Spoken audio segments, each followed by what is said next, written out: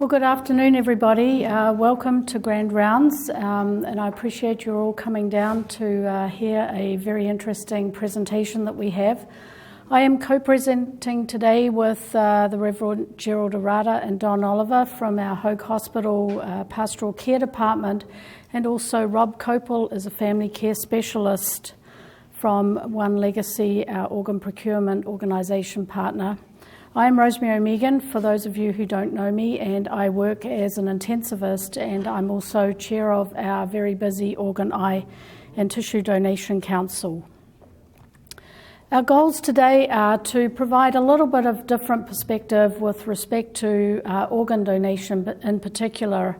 It's a very busy process. It often happens in the weekends and out of hours, and there are many facets to this process, but we would also today like to highlight particularly how we support the family and the staff through the process, and then we're going to be exploring some new aspects of the pastoral care support for the family and the staff. And then Rob Copel is going to particularly talk about what One Legacy does with the interactions and support for the family, and then the pastoral care, as I mentioned. And the question to run on is, how can we best support a family to honour and show respect for their loved ones around the time of organ donation? Transplantation, we cannot have transplantation without organ donation, and really this process was thrust into the international media with the heart transplant in South Africa in 1967. Many of you may not know that transplantation has been around for a number of years. There was the first skin transplant in 1881, blood transfusion in the 1918, and then we've had all sorts of advancements through lung, kidney, liver, and then living-related donation and transplantation started in the 1990s. And with the many battlefield injuries that the soldiers are experiencing, transplantation is now developed into helping those people recover with hand, face transplantation. And in 2014, there was a uterus transplant and a subsequent live birth in somebody who had a congenital deformity. As we all know, people who have end-stage organ disease usually want to be signed up for transplantation if that is an option. And there is an ever-growing number of people on the waiting list for organ transplantation in the United States. That being said, the number of transplants is relatively static, and the number of donors is also relatively static. There are also some deaths on the transplant waiting list. So this gap is ever widening, and this is one of the reasons why we all need to be educated in the hospital and community about this need. I just highlight the wait list. This is the number of people on the national wait list as of yesterday. This is the California state, and this is the greater LA area, which is the One Legacy organ donation and procurement catchment area. Look at the number of people on the kidney waiting list in our own area. This is our own backyard, and our patients and our families are in this wait list. Also, if you're in California, you have a relatively long time to wait for a liver transplant. The people on the list are extremely sick. And how long does somebody wait on the wait list? There are not many people on the wait list over 5 years for heart transplantation because those individuals are just too sick to wait that long. But look at the kidney wait list for 5 years. Those on the liver wait list are quite a lot as well. And then even after 6 months, there's still a significant number of people waiting on the wait list. So this is why we want to highlight what goes on in the background to improve our success for organ donation and procurement here at Hoag. I'd just like to highlight some statistics. 51% of the US population 18 and over is a registered donor. 30% of the eligible population who can register as a donor is a different statistic from the national statistic of 51%. But we actually have 18% of the national waiting list, and our own procurement area with One Legacy represents 40% of the California wait list. So organ donation is a human issue with a very human impact, and what we do here can have such a tremendous difference for saving and transforming lives.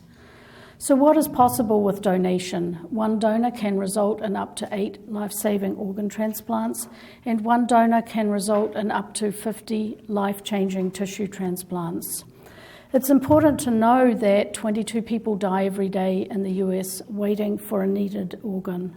And while we are here, one person will have died on this list. 3 people die every day in California waiting for a needed organ. And every 10 minutes, someone is added to the national transplant waiting list. So again, during this presentation, there will be another 6 people on the list. And many more are removed from the waiting list as they're too sick to transplant.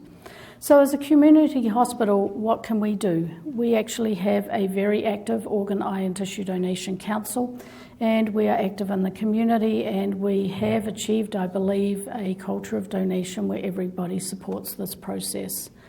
It's important for us to preserve the option for donation, especially for those registered, and also to help those who may not be on the registry. More than 75% of families consent to donation with optimal approach, and this is something that Rob Copel will be focusing on in particular.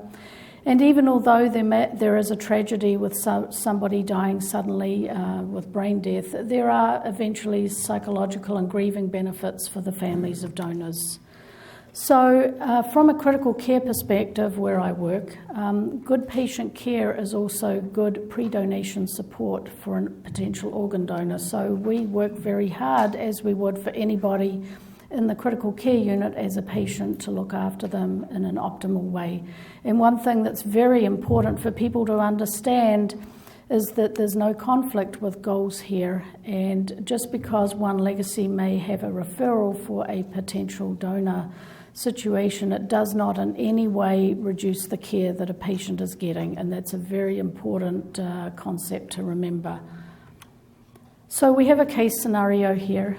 A 26-year-old male is found unconscious at home. He comes into hospital, gets the standard critical care, and it's found that he has an intracerebral hemorrhage.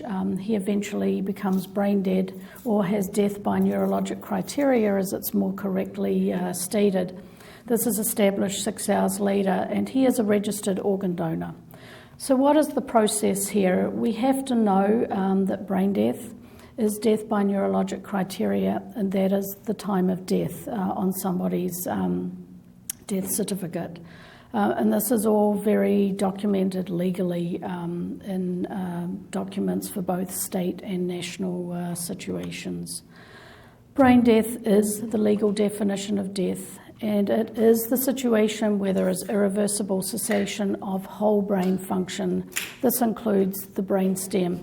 It's not a decision for families. It's not the same as a poor prognosis, and it was not developed for the purpose of organ procurement, a very important concept for people to understand. Around the time of the patient's situation here, where they come in critically ill and progress to death by neurologic criteria, it's very important for the intensivist and the critical care team to manage communication and information. It must be understandable. There should be consensus amongst caregivers. You should not have a situation where there are multiple mixed messages, and people want to know what happened, why did it happen, what happens next, and what can we expect. The next steps here are donor support, organ donation, organ transplantation, and family support. And the donor management team is quite complex here with the operating room, the bedside team, the family members, and the organ procurement organisation team as well. One thing I'd like to touch on is gift law, and this is a statute that's been in the United States since 1968, and it's across the whole country. And if somebody is registered as an organ donor, It is the legally binding authorization to donate, and it grants authorization for organ preservation, even in the setting of a family objection. So it's very important for all in the hospital to understand that a donor registration is the advance directive here, and then that equals the hospital obligation, and the donor designation is the hospital obligation under these circumstances. Who is eligible for organ donation? The criteria are constantly changing. The standard criteria donor now for organ donation is up to 75 years, and extended criteria donors can be up to 85 years. And you've probably all read in the media recently about HIV donors being possible into HIV recipients. And malignancy is not necessarily a contraindication. This is why everybody should be referred and allow our organ procurement organisation, One Legacy, to make the determination. So we have a trigger card which reminds staff of the situations in the unit where we would contact One Legacy. It's very important to have timely referral, because if timely referral does occur, you can see the difference in conversion rate for organ donation, 59 through 71%. Just a couple of words about One Legacy. It is the largest organ procurement organisation in the United States. It serves 220 hospitals and 11 transplant centres, so it's very, very big, and serves over 20 million residents in Southern California. We have shared and standardised practices with trigger cards, timely referral.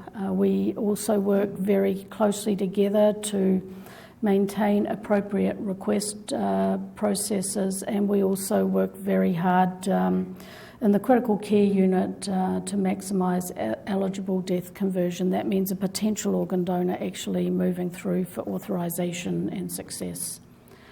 CMS requires every family to be given an opportunity to make a decision about a donation if they're not on the registered list. And importantly, donation should not be part of the end-of-life conversation until One Legacy has been involved. There is no pre-mention. Effective request data is also very important. This shows where there was not effective request, 47%, compared up to 76% for conversion rate if effective request occurred appropriately. So I'm now going to pass the podium to Rob Copel, who is a family care specialist from One Legacy, and he's just going to give some background as to how closely they work with the families, what are the processes, and then we will move into the pastoral care part, which is parallel. So my name is Rob Copel. I'm a family care specialist with One Legacy, and Dr. O'Megan did an exceptional job of introducing One Legacy. So I think I'm probably down about 5 minutes that I'll talk. That's a joke. We are a federally funded nonprofit organization. We're designated in 7 counties in Southern California, and we work with all the hospitals in the area. One of which, of course, being Hoag, and we have great experiences here, and a lot of that has to do with the cooperation that we get and the buy-in that is here at Hoag Hospital in supporting organ and tissue donation. So thank you very much for that. So my position as a family care specialist, I am not on the clinical side. I work specifically just with families. It's very important, as Dr. O'Megan mentioned, that all referrals get called in as early as possible. Anytime there's any kind of catastrophic brain injury, please contact One Legacy because that's part of the clinical triggers.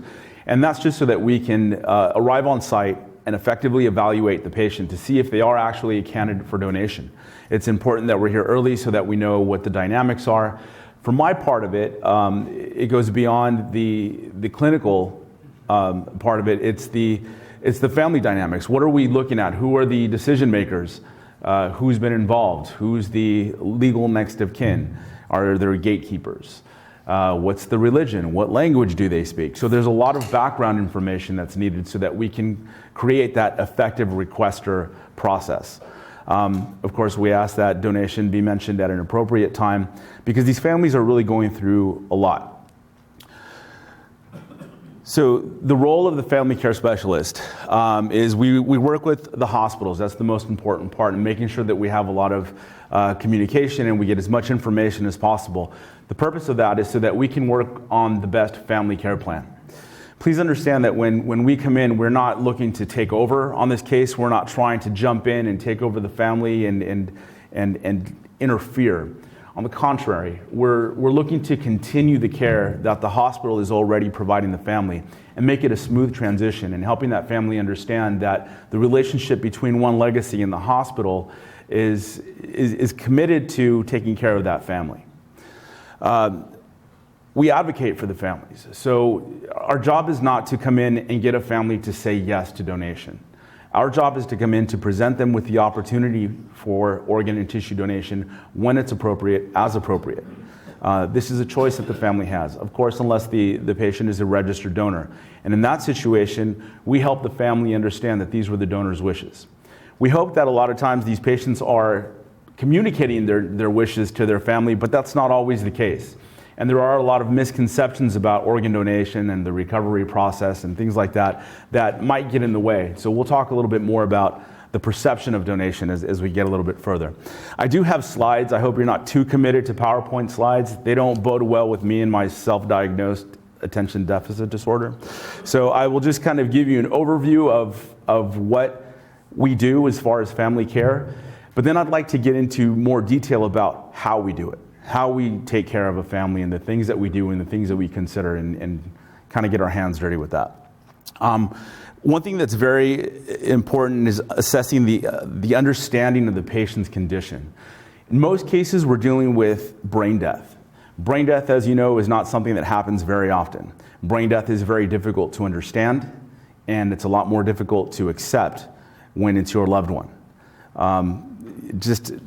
Obviously the things that can trip up a family are the things that they're seeing, or sometimes perhaps the things that they're not seeing.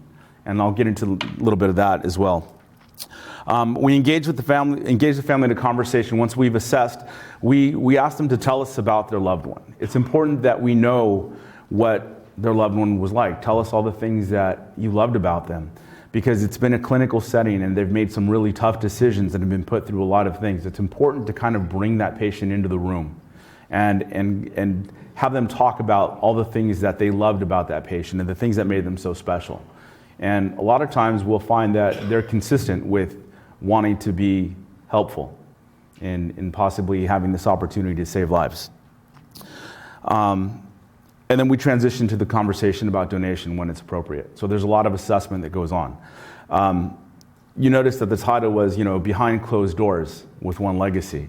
Because what happens a lot of times is we'll go through the process, we do the huddles, and we go to talk to the family after the patient's been declared brain dead, or if the family's decided that they want to withdraw ventilator support and move towards compassionate extubation. Then we go into a room with this family, we close the door, and when we come out, we let you know either yes, the family does want to donate, or no, they said no. So what happened in that conversation? What did we say to them? What did we do? How did we, a lot of people sometimes will ask, well, what did you say to the family? We'll have situations where they think there's no way this family is going to say yes to donation, just based on our experience. There's no way they're going to say yes. So when we come back and we say the family wants to donate, some people might think that we might have coerced them, and that's not the case. There's a lot of support that goes into the process. So some of the negative factors in affecting the authorization and getting consent for donation is feeling that the loved one's recovery was possible, that there was something more that could have been done. And this really speaks to what Dr. O'Megan was talking about earlier, and making sure that there's a consistent message with the family. Communication is extremely important from the moment that family gets here, from the moment they're greeted at the ER, and when they get into the ICU, and the information as far as what happened to this patient. That leads a lot of times into mistrust, not understanding, not accepting of the prognosis of brain death.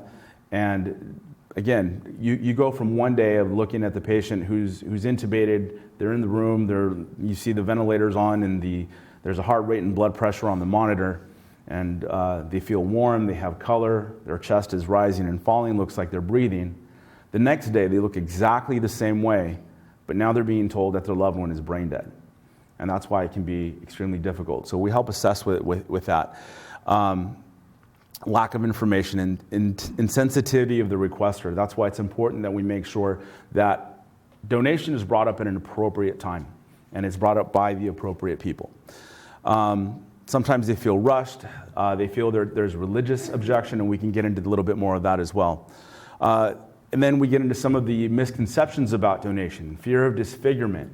Some people feel that it's a disrespectful process, and it's quite the contrary. It's a very respectful process, and we explain to them that it is possible to have an open casket viewing after the recovery of organs and tissues, should they choose. Some of the positive things that can help us and help a family understand that donation is a good thing and achieve authorization is making sure that we're huddling consistently. Making sure that this patient is referred in a timely manner so that we have enough time to get here and assess the patient so that we're not rushing in at the last minute just before the family wants to extubate and then bring up donation.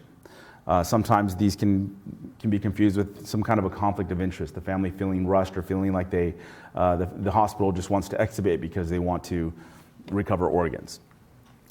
We want to make sure that we give them time with their loved one, give them some time to understand the brain death prognosis, the collaboration, and they need to understand that the hospital supports organ donation as well, and it's okay for the hospital staff to mention that at the appropriate time. The reasons why we huddle. We need to do a lot of fact finding. It's important that we know a lot of the dynamics from this family beforehand. It's important that we know what language they speak. Even though they speak English, are they more comfortable in their native language? What's their religion? What have they stated? What have they said? There are a lot of people on the staff who established a very good connection and almost a relationship with these family members, especially here because of the care that goes into each patient and their families. And we see that quite a bit here at Hoag. And it's nice because it makes for a very nice transition into talking with that family. And it's important that the family understands that it is a transition of care and that we are there to support them just as much as hospital staff, still making it very clear that One Legacy is a separate entity when we do discuss donation. Okay? So as far as what we do, I'd like to share just kind of some of the insight and just some of the things that we do when we get involved with the family. So usually it's when a patient has been declared brain dead. We'll start with that scenario for now because that seems to be the most common. This is after a family has been told that their loved one has been declared brain dead. Hopefully all their questions have been answered, but at the same time, a lot of the information that they get isn't all retained. It's still very difficult to understand. There are still feelings of hope. The last thing we ever want to do is take away anybody's hope. But we also don't want to give any false hope. And that's consistent, I think, with the hospital's message. So it's important that we're able to get in with the family when it's appropriate. And usually we'll ask the physician who speaks with the family, once they're done giving the prognosis, letting them know that somebody is going to come in and talk to them about the next steps. You can say the next steps. You can say somebody will come and talk to you about some end-of-life decisions that you'll need to make, whatever you're most comfortable with. And at that point, you can ask the family, are you ready to speak with them now, or would you like us to give you some time? That allows you to control the time. Hospital policy allows a family to have family come, and I believe the hospital policy is it 24 hours or 12 hours, Dr. Amican? Forgive me. We negotiate with the family. I like that. And it's assessed on a case-by-case basis to see who needs to be or how much time does this family need. In that meantime, we can sit with the family. And when the family care specialist is introduced to the family, we come in and we say that we're a family care specialist. And let them know that we're there to support them in these next steps. I know you've been given some really bad news today, and it's been a lot to process. My job is to come in and to support you through this, answer any questions that you might have, spend as much time as you need to in answering questions and help support, maybe helping you gather people or contact people. What is it that we can help you with? And assess their understanding of brain death. Because like I said, sometimes it can be very difficult to understand. In a perfect scenario, the family member is told about brain death. They understand. They saw it coming. They've accepted it. They understand that this patient is now dead. saying it harshly. This patient is now dead and they're ready to move forward. And in a perfect scenario, we're able to present the opportunity for donation.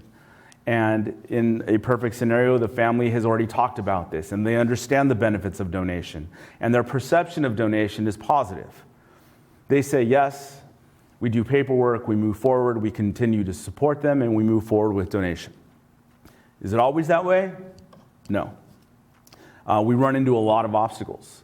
And it starts from anywhere from not understanding and accepting the prognosis. How can we help them with that? Explaining it again, maybe explaining it differently, explaining it in very simple terms. And it's not to say that the physician who spoke with them didn't give them a very good explanation of donation, or of brain death, but maybe a different one will help, or maybe just saying it again, because a lot of times the information that they get is just not retained. So we need to say it again, and we need to explain it maybe to a larger group of people. So there are so many factors that are brought into this that can be relieved just by having communication. Sometimes what we have to do is if a family is still not understanding and accepting of brain death, we explain everything. We explain what happened to the patient. I always tell them what happened to this patient personally. I don't give a general explanation of brain death.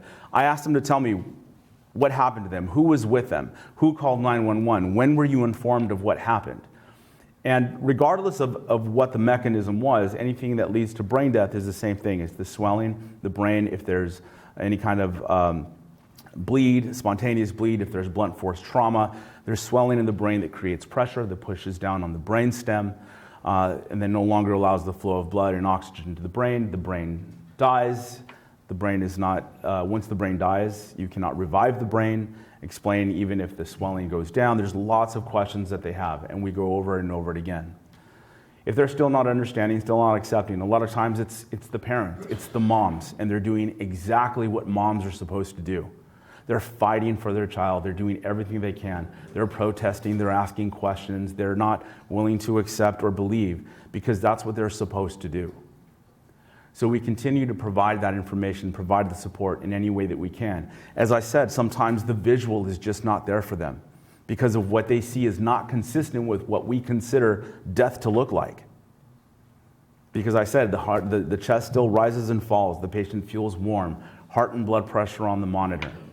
It feels like they're sleeping. It looks like they're still there. The body's not cold. The body's not gray or white. It's not stiff. This doesn't look like death. So sometimes we'll offer, if the hospital is willing, and I know Dr. O'Megan is always willing to help a family if they need to see something, come and watch a clinical exam. Show them that the pupils don't react. I'll show them my pupils, or if I have a nurse that has light eyes who you can see the pupils better on, you can see what the pupils are supposed to do and what the patient's pupils are not doing. The corneal reflexes. Ask them to try to touch their corneas. What happens? They blink. This patient doesn't have any of those. There's no cough reflex. There's no gag reflex. There's no response to pain. We show them all these things. And then we also like to maybe show them, if the patient can tolerate it, take them off the ventilator for a little bit to show them what the apnea test is. And a lot of times what we've done is I will always ask the mother to put her hand on the patient's chest while the ventilator is still on. And they can feel how the chest rises and falls, and you can feel like they're breathing. And I tell them to keep their hand on the patient's chest while the tube is disconnected for a short period of time. And they realize that the breathing is no longer there. They can feel the heart beating, and we explain why it continues to beat. A lot of times mothers will hold their own breath to see how long they can go without breathing. I've seen it so dramatically done that they hold their breath and finally they just kind of let their breath out along and they just start crying because that's the moment that they're able to truly understand and accept the fact that that patient is no longer there. And sometimes these are the things that it takes. Now, mind you, we're doing all these things and yet we have not mentioned donation yet. We have not mentioned it because it's not appropriate. We don't recover organs from live patients. And it's important that the family understands that. So once we feel that they've understood and they've accepted it, then we start to ask them about their loved ones. Tell us something about them. And it might be the first time that they've had an opportunity to talk about their loved one and all the great things about them because everything has been so clinical, all this information and the patient's lying in that bed. And some of them are very glad to start telling you what a great person they were, what a great father, what a loving mother, what a loving brother or sister they were, how good they were. all the things that are consistent with somebody who would want to do something great. And maybe take them out of the mind frame of like, this is, obviously this is a tragedy, but how do we get them to talk about those great things? Sometimes we have situations where, I had one where it was a gang member who had retaliated on somebody and shot somebody else, and then this patient was dead, and the mother was full of shame because of the things that her son had done. And she started to tell me and started to make excuses. And I told her very respectfully, I already know all these things because I read the chart and I know these things. Tell me the things that you love about him. Tell me the things that made him special to you. And it's funny to find out that, this hardened criminal gang member who did horrible things would never leave the house without kissing his mother on the cheek. These are the things that are kind of brought forth. That's that kind heart that he had. So that when we bring up organ donation, they're in that kind of mind frame. We have patients who have overdosed, and maybe this isn't the first time they overdosed. This just happened to be the one that did them in. And parents talk about the addiction and how they struggled with it and talk about that. And again, I already know about all that. Tell me the other things. And these are the things that help people just kind of get in that mind frame. You'll find that most people, if you just started polling people on the street and you asked them how they felt about organ donation and saving lives, I think most of them would say that yes, it's a good thing. But it's different when you're the person in that situation having to make that decision. If you're the parent, or if that's your mother, if that's your father, it's hard to make that decision and say yes. I'm a father. I have a daughter, and I've thought about this ever since I started doing this at One Legacy 10 years ago. And I thought, I don't know that if I could do this. Like, I understand, I know the process, I know that this is helpful, but this is my little girl. And I couldn't imagine her being cut open so that they could take her organs. But then I thought about the other side of it. And I thought, what if that was my little girl that needed the transplant? I would be dying for somebody to cut her open to give her that transplant. And it's just all about perception. How do you perceive this? It's the same thing with death. How do people perceive death? People look at death in so many different ways. People grieve differently. So sometimes the family might give you a different kind of reaction than you would hope when you bring up organ donation, because they might have those negative perceptions. They might think that it's disfiguring or it's disrespectful. They're going to cut them open. They're going to mutilate them. But if we explain the process and explain that it's not that it's a very respectful process. It's a single incision that's done to recover organs, and a very clean suture that's done after we recover only what's going to be used. You can have an open casket viewing, helping them understand these things. Or people will say, well, they didn't register to be an organ donor. There's no pink dot on their driver's license, so they must not have wanted to be a donor. That's not the case. What happens is you go to the DMV, and do they give you a lot of information about organ donation when they ask you if you want to be a donor? You know those real friendly people at the DMV that I'm talking about, right? And the real good mood that you're in after you've waited for an hour or two. There's just not a lot of information that's out there, so you're asked, and some people will say yes, some people will say no. A lot of people don't have all of the information. If you say no, that doesn't mean that you are saying that you do not want to be a donor. That just means that you do not want to register as a donor at that time. And people don't register to be organ donors, and the most common reason people do not register to be an organ donor is what? Who can tell me? Just yell it out. Why won't somebody register to be an organ donor? Fear of not being saved, or not being dead, right? But I have never heard of paramedics rolling up on an accident scene where somebody is laying on the floor with a horrible injury, and they reach for the wallet to see if they have a pink dot on their card, on their driver's license. And they don't go, whoa, whoa, whoa, slow this down, this guy's an organ donor. That's not how it works. Quite the contrary. The objective is to save the life. And we will ask a family, well, they didn't want to be an organ donor. And we'll ask them, did they say why? Like, yeah, they said they were afraid of this and that. Okay, do you feel that was the case? Well, no. Okay, well then let's continue looking at this. What are the benefits of this? What's the perception? It's an opportunity for something good to come from this tragedy. And there was a woman, I'll never forget this, and this was several years back. A woman helped me with that perception. I've learned more from the families that I've worked with the loved ones, than I've learned from anybody else. And it was this woman whose husband had a stroke.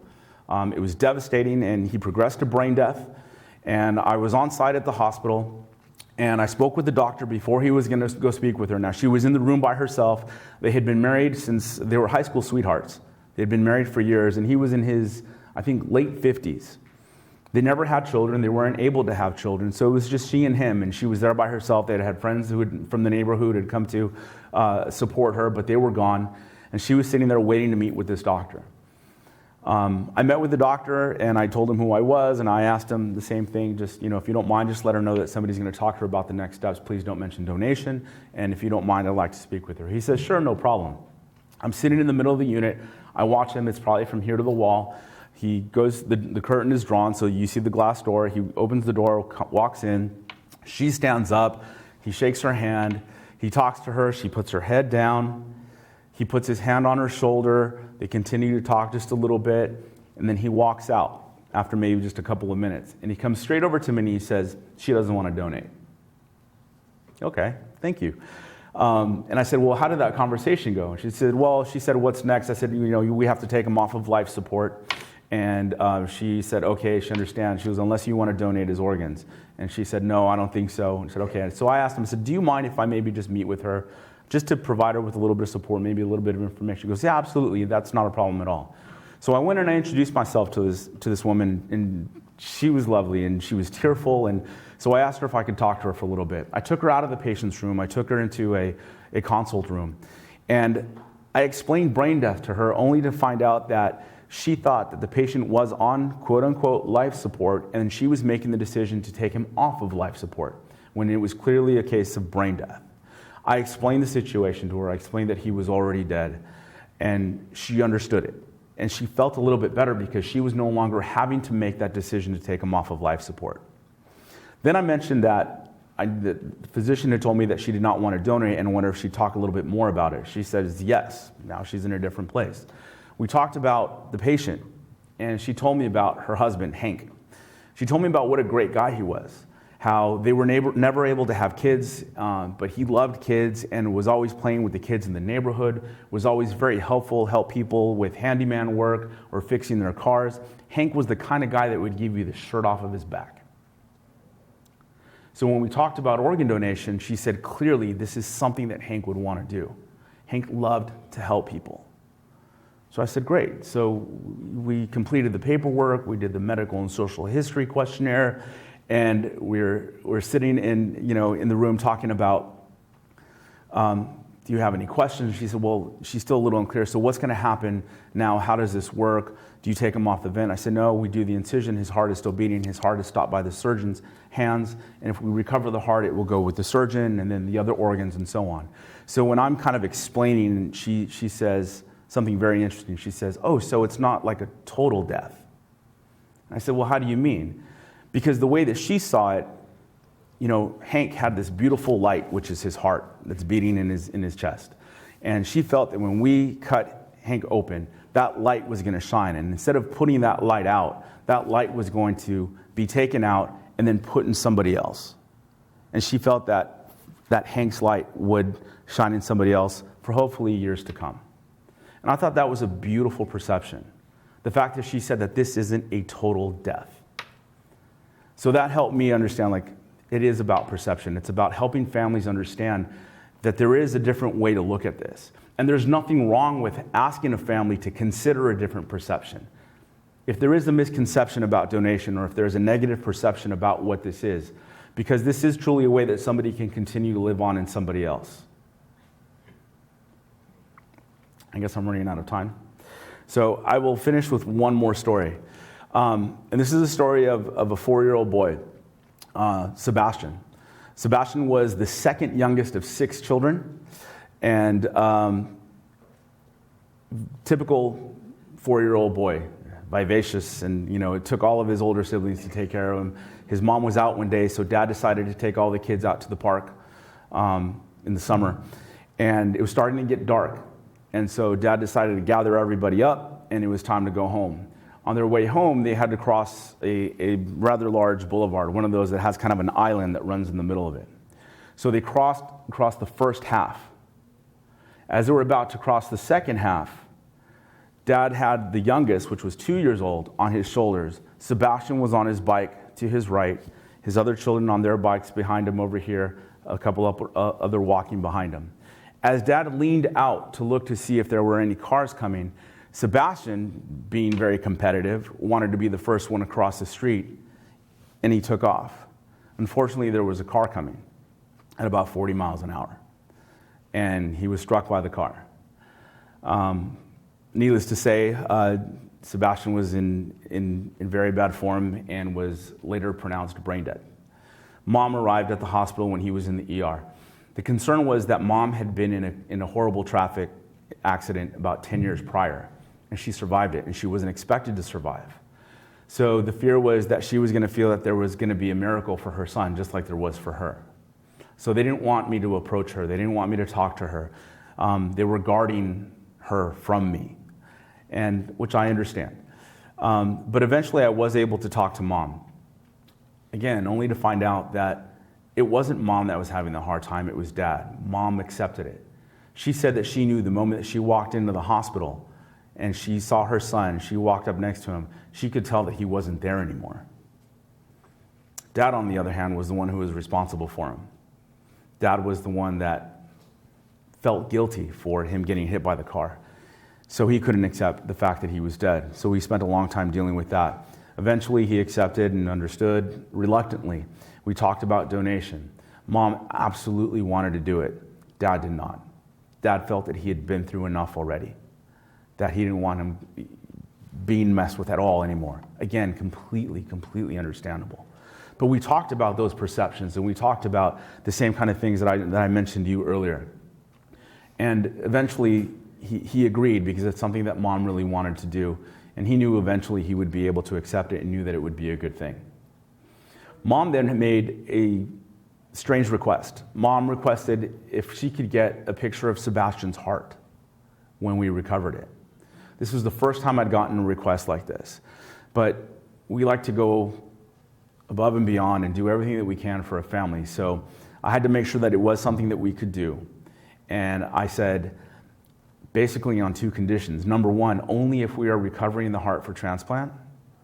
And I would do it outside of the body, like in the surgeon's hands. I've seen pictures where the surgeon is holding the patient's heart in their hands, and that's kind of a cool picture. But when she requested it, the dad was appalled, like, why do you want a picture of his heart? And what she said made a lot of sense. She said, because I've only felt Sebastian's heart. I've never seen it, and I'd like to see it. So that's when I understood, like, okay, so let me see what I can do. So we were able to recover Sebastian's heart for transplant. However, I couldn't be in the operating room at the time, so I asked one of my colleagues to do it.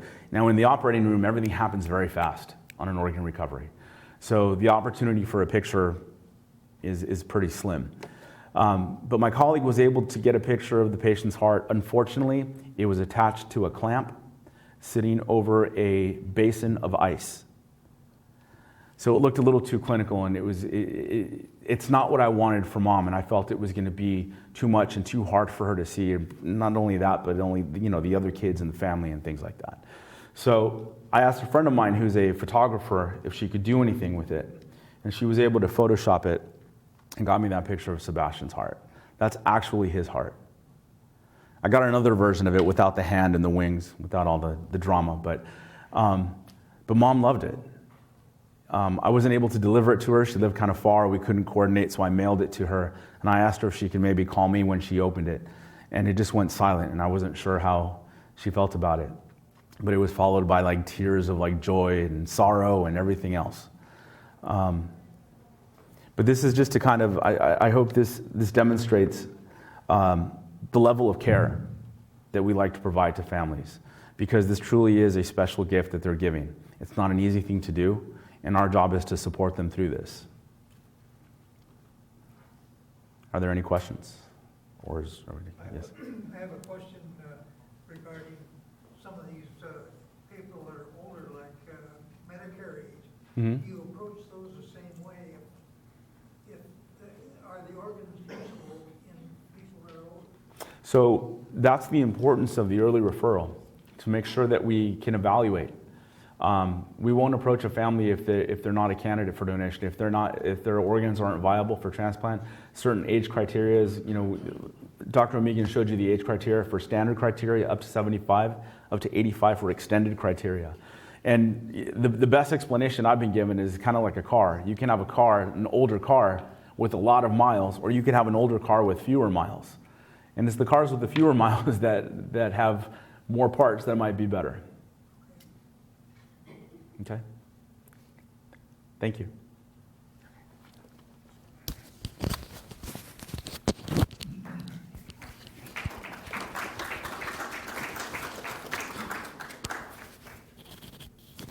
Friends, as Robert and Dr. O'Megan were sharing, the donation process is about care. It's about hope. And that is a gift, a blessing in of itself. My name is Gerald Arata. I'm the lead chaplain here at the hospital, and I have the blessing of serving along the Eye, Organ, and Tissue Donation Council.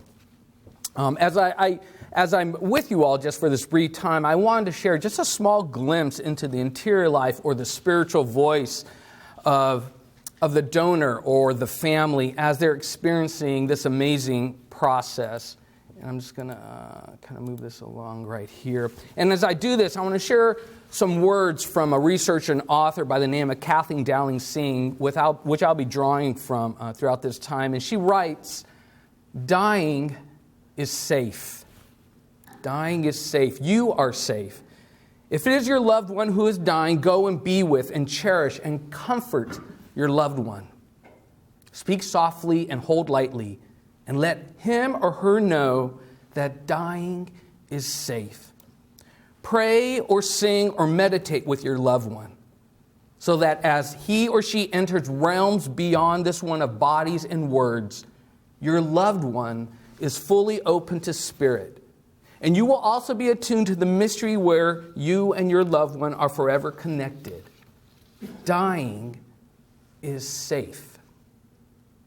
When I'm with families who are experiencing the donation process or the end-of-life process, I will often share these words from Kathleen Dowling saying that dying is safe. Because as we all know, during this process, many families are spiritually experiencing uncertainty, deep grief, a loss of control, and a struggle with detachment.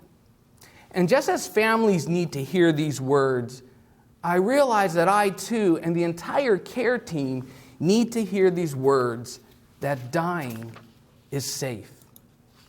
In our demographic, we are all born and raised to believe that if we do certain things or live a certain way, we will be able to foster control in our lives. And through the end-of-life experience, control and power slowly melt away as another season begins to unfold. The uncertainty and chaos of life become apparent, and we begin to realize that we never truly had control over our lives in the first place. I think sometimes life just happens, and it's beyond our grasp. There is this ancient Hebrew word that comes from the Old Testament that I always think of when I'm going through this process of loss of control. It is hevel.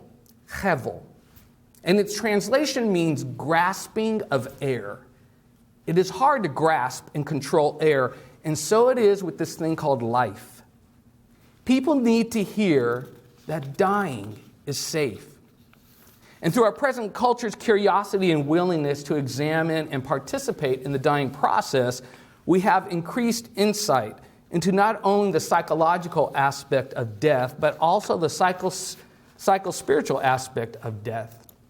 And I think we are all familiar with Kubler-Ross's 5 stages of grief and loss: denial, anger, bargaining, depression, and acceptance. What Kathleen Dowling Singh does is she enhances and builds on Kubler-Ross's 5 stages of grief or dying, and suggests that there are actually 3 stages in the dying process: chaos, surrender, and transcendence. And these are not limited to a linear progression, but are like the ebb and flow of the tide, moving into and out of each other as a person or the family system moves through this season of life, the end of life, or the donation process. Dowling Singh places the 5 stages of Kubler-Ross within the chaos stage. And she writes that chaos is defined by confusion, conflict, and emotional suffering. The patient and the family system's understanding of life bounces up against emotions, painful emotions of denial, guilt, loneliness, and despair. Hope and possibilities crash over and over into the disease process itself, engendering turmoil, suffering, and confusion. Chaos is isolation and alienation as the things of this season of life, the familiar, begin to fade away. How many of us have heard a beloved patient say, "I don't recognize myself anymore," or "I feel my body has betrayed me"? Or maybe a family member within the family system confesses, "This does not look like my beloved anymore." Chaos is isolation and alienation. As the things of this season of life, the familiar, begin to fade away. Now, the movement from chaos to surrender is not a straight path or transition. It proceeds in a bittersweet feeling that weaves in and out of each other in a chaotic dance. As the illness strips away the capacity to participate in the ordinary world, Dowling Singh writes that the entire process in surrender is healing as it dissolves previous boundaries existing between body and mind. In the nearing death experience, the vision of recovery moves to a far distant horizon out of sight. Yet amidst the sense of great loss, the dying or the family system also begin to experience glimpses of liberation and peace. This sense of surrender stands in contrast to Kubler-Ross's stages of acceptance. With acceptance, the patient or family system comes to terms with the inevitable because of the limitations forced upon them because of the physicality of the illness or disease process. But with acceptance, within the surrender stage, the patient or family system begins to embrace a different reality or realm of existence. Freedom and liberation takes place from an internal understanding grounded in belief or faith. Acceptance can be viewed as an external process that patients or family systems experience, while surrender can be viewed as an internal process that individuals experience as they reflect upon life amidst a time of great transition. As surrender shifts to transcendence, we begin to enter a place or state of being where language seems to fail. I'm going to go back one here, I'm sorry. I was visiting one of our patients with her family surrounding and gathered around her hospital bed, and we knew her physical life would soon be transitioning. As we talked about her life's journey, as the family shared about her experiences, I asked the patient if she would like to receive a blessing in the manner of her faith tradition. With her eyes closed, she nodded yes. And as I touched her forehead with a blessing of oil, she slowly lifted her hand to her forehead, touched the oil, and brought it close to her nose and smelled it.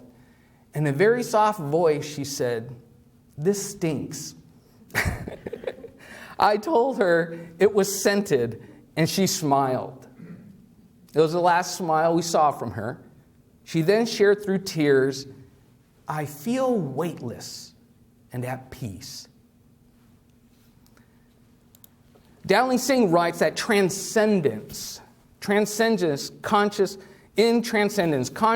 coincides with our sense of spirit, holiness, or peace.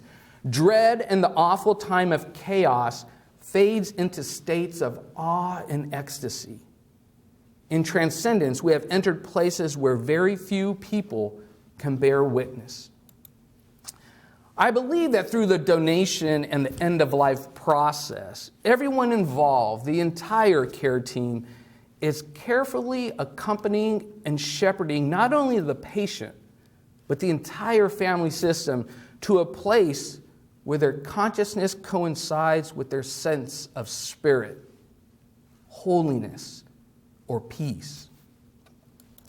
In the book, How We Die, Sherwin Newland writes, "The greatest dignity to be found in death is the dignity of life that preceded it.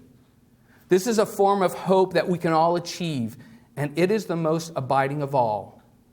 Hope resides in the meaning of what our lives have been." I think for patients and families who participate in the donation process, hope resides not only in the meaning of what our lives have been, but also in how our lives will continue to offer hope to another person, to another family. I just wanted to share this brief glimpse into the inner voice or the internal process for the family and for the donor during this process. So thank you. Dr. Megan?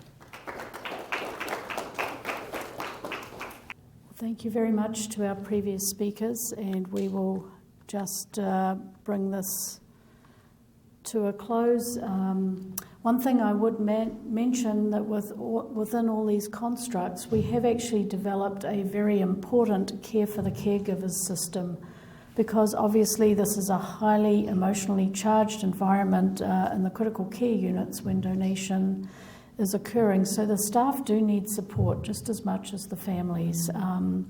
And Hoag has been very generous to sponsor a project where we can have a psychologist available on site for 6 hours around the time of donation for the staff, and then there's the opportunity for contact afterwards.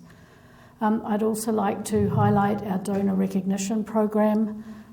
This is something where we have family and friends back a year or so after their loved one has donated, and this is very important to say thank you at a time when they may be a little bit more receptive and understand the generosity that has occurred. So what can you do to help? You can be a supporter of the process, be educated, be an educator, be a hospital or a community champion, and also register as a donor and let your family know about all this. So we've been over the goals of this presentation, and I think the focus has been a little bit different to some of our other previous presentations on this topic, and we've learned how to support families during this time of donation. We can take questions. I know we're right on time. Thank you very much to our speakers and for all of you coming to participate.